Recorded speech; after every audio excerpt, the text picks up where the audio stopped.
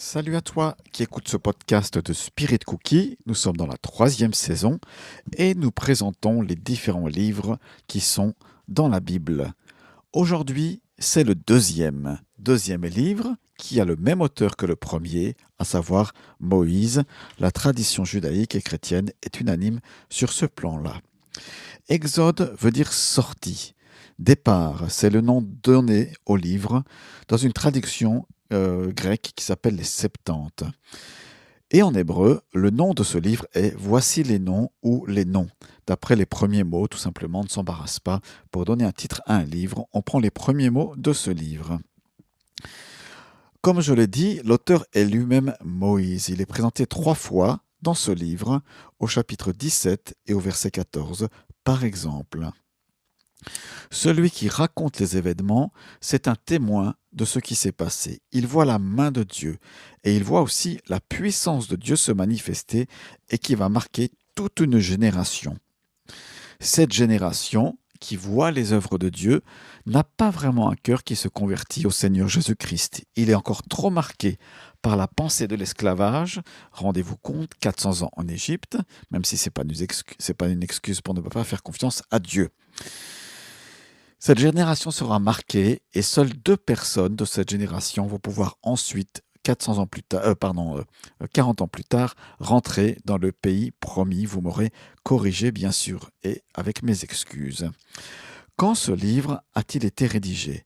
Eh bien, l'époque du livre de l'Exode se déroule également à peu près vers le milieu du XVe siècle avant Jésus-Christ.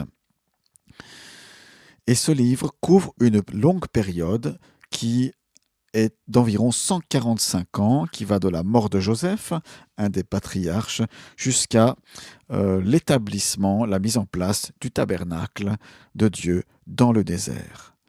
Tous ces événements qui sont racontés dans ce livre se situent soit en Égypte, des chapitres 1 à 14, soit sur le trajet pour aller vers le Sinaï, des chapitres 15 à 18, et puis on est aux alentours du Sinaï, du mont Sinaï, dans les chapitres 19 jusqu'au chapitre 40, le dernier chapitre.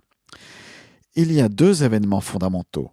Le premier, c'est la sortie d'Égypte, qui se fait, on va dire, avec fracas et avec puissance pour le peuple hébreu. Et ensuite, il y a ce que l'on appelle, au chapitre 20, le don de la loi, où Moïse reçoit directement de la part de Dieu ce qu'on appelle les 10 lois ou les 10 commandements. Je te réfère à la saison 2 de ce podcast qui t'expliquera ce que sont ces 10 commandements et leurs valeurs qu'ils représentent. Dieu s'est révélé comme le libérateur et le guide de son peuple. Ce qui s'est passé en Égypte souligne à la fois sa grâce envers Israël et aussi sa colère envers ceux qui lui résistent. La seconde partie du livre nous montre à quelles conditions nous pouvons nous approcher de lui. Le livre, qui commence par la vision d'un peuple esclave et opprimé, se termine par celle de la gloire de Dieu révélée au milieu d'une nation entièrement libre.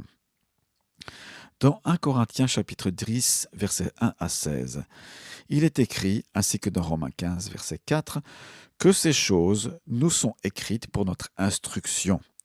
Le livre de l'Exode contient beaucoup de leçons précieuses. Dieu permet que les siens passent par des épreuves, mais celles-ci contribuent à l'accomplissement de son plan pour eux. Et si les Israélites n'avaient pas été opprimés en Égypte, ils ne seraient pas assimilés à la population. Ils se seraient assimilés à la population égyptienne et ne seraient jamais retournés en Canaan. Pour devenir l'instrument de Dieu, Moïse a dû faire un choix difficile. Dieu prend son temps pour préparer celui qu'il veut utiliser. L'expérience du chapitre 2, versets 11 à 15, a montré que, tout en étant choisi par Dieu, il n'était pas prêt à être son instrument. Rappelez-vous, Moïse est devenu un assassin en son temps. Le chapitre 12 nous enseigne l'importance de la foi et de l'obéissance pour être sauvé. Le chapitre 14 démontre la puissance de Dieu. Mais dès le chapitre 15 apparaissent l'ingratitude et l'instabilité du peuple. L'épisode du veau d'or au chapitre 32 constitue une démonstration flagrante de la désobéissance de tout un peuple. Ce livre témoigne avant tout de l'action de Dieu en faveur de son peuple. Alors je t'invite à lire les 40 chapitres du livre de l'Exode. Bonne lecture et à la prochaine fois.